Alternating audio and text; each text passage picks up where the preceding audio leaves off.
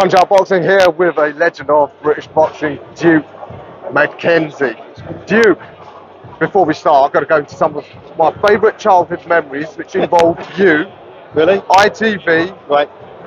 Big Fight Live, remember those? Yeah, Big Fight Live was a great opportunity for me. It's some huge fights, and I've been around the block a little bit. I remember, was it Paul Davison? John Davison, yeah. British Featherweight Championship. Yeah, you stopped him and he was in tears after the fight. He kind of broke his heart a little bit. Lovely man. And so the British Featherweight title, that's my fourth move up in weight.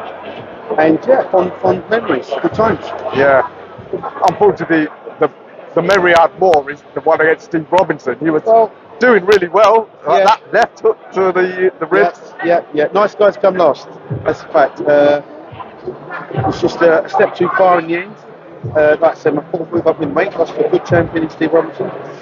No regrets, life goes on. Yeah, but you had a hell of a career. And now, for the new generation, you've become one of the fan favourites for analysis. Yeah, because you've got the temerity to actually give a real analysis and not just pick the house favourite. All I try to do is draw on my vast experience over 17-year professional boxing career and try to analyse fights, look at fights and tell you what I'm seeing. And that is what you see is usually spot on. So I've got to ask you about a hell of a fight night at CHRIS-BILLAM-SMITH. Start with the main event. CBS and RIAKPORHE, they fought before, it was pretty close. Yep. A lot of water's gone under the bridge. Yep. RIAKPORHE thinks CBS has taken too many shots and is diminished. CBS says, well, RIAKPORHE, you're not really about it because you ducked off a tyre. How do you assess them? You know, it's a good fight. It's always going to be a good fight. As you've already mentioned, they boxed before previously. For me, the pressure of the two has to be RIAKPORHE. If you look at both of them and the fights they've had and what they've had since they boxed one another, I'd be in agreement with RIAKPORHE as much as saying that Smith, for me, takes far too many shots to get his point over. You see what I mean? You know, he comes forward, he hustles, he bustles a little bit, but he takes far too many shots to get his shots on target and on board. It makes for a short career. RIAKPORHE's a big puncher. The question has to be is who's made the adjustments, who's made the improvements, and how can they implement that on fight night? So it's a good fight, it's an interesting fight, it's one I can't wait to see. It's at the National Stadium, the Crystal Palace CHRIS-BILLAM football stadium, which is great. I could run there from my house in like 10 minutes. I'm a Croydon boy, born and bred, so I'm really looking forward to this fight. It's going to be a great night of entertainment. Do you dare venture a prediction? Prediction? If I was going to predict the winner, if I was a gambling man, if I was putting your money on it, I'd have to say that for me, RIAKPORHE wins the fight. I think he's the fresher of the two, he hits harder of the two, undoubtedly. I don't know that Billy Smith can change. I think that what you see with him is what you get. I don't see any improvement or change from him from fight to fight. Where I've seen marginal improvement with RIAKPORHE from fight to fight. And I think come fight night, he can actually step up another level. See, when you fight for a world title, it's not like fighting for a domestic title, the British and European. You're going to a whole new level. And I think that what we'll get from him is a whole new level of fighter. So, I mean, on that, there's, as you said, CBS takes too many shots, he's had harder fights. But conversely, does sometimes a fighter need to have been through that at least once just to know they can? Because sure, I mean, listen, we all have to go through that. We all have to go through that test to see how you are mentally and physically. Yeah, he's come through, Billam Smith, his tests in boxing. But this is, like I said, it's a world title fight for the pair of them. They both got to step up. It's not a foregone conclusion that RIAKPORHE will win the fight. Just saying, for my money, I wouldn't want to be Billam Smith going into this fight unless he's made the necessary changes to his style. Can he change? You know, can he show a different style? Can he show a boxing style? Can he actually have the patience to box with RIAKPORHE for several rounds before he turns on the heat and starts to take him apart? If that's the case. Their first fight ebbed and flowed for quite a number of rounds. First maybe 4, 6, 8 rounds, it ebbed and flowed. But then slowly but surely, it was RIAKPORHE's physical strength which took over in the fight. He got Billam Smith on the back foot, and Billam Smith didn't have as much success getting pushed back as he does when he's coming forward. He's a fresher fighter.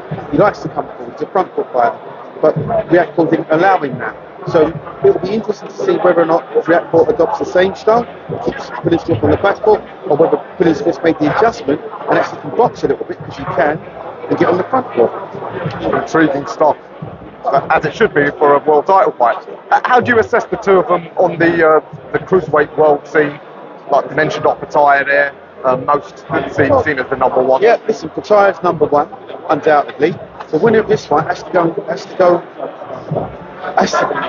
Obviously, they'll be pushing for the Pataya fight, any unification title fight. And let's get it right. Let's talk about these guys' future. They're going to secure their future. It's a big money fight. Forget the belts for 1 second. It's a money fight. So when you look at it like that, whoever wins is going to be pushing for that fight.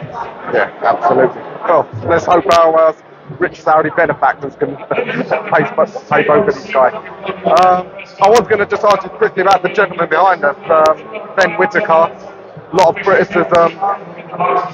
One of those fighters that seems to be using athleticism and reflexes. We don't know how good Aaron Yecker is, but when he steps up, like Roy Jones Jr., will it eventually catch up with him? Does he have the speed and reflex to keep doing what he does at a higher level?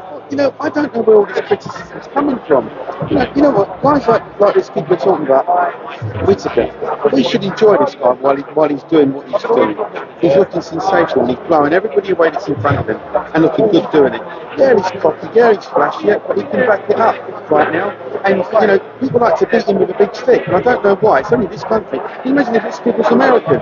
He would be a superstar. They'd love that kind of a style. And for me personally, more power to the kid. I hope he goes in and smashes everybody to pieces. I hope he wins the world title.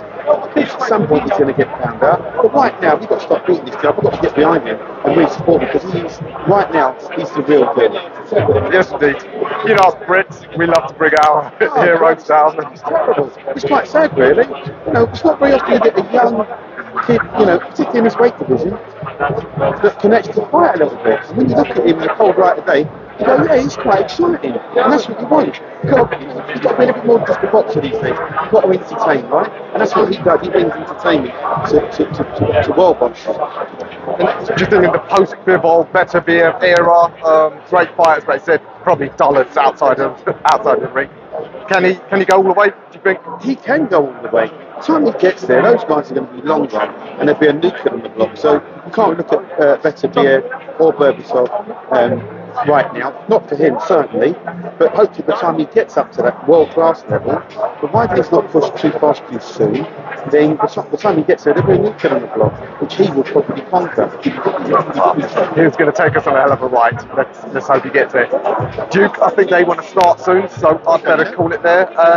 Absolute pleasure. Like I said, always great meeting our childhood heroes. Thanks, Sam. Appreciate it, mate. Thank you very much.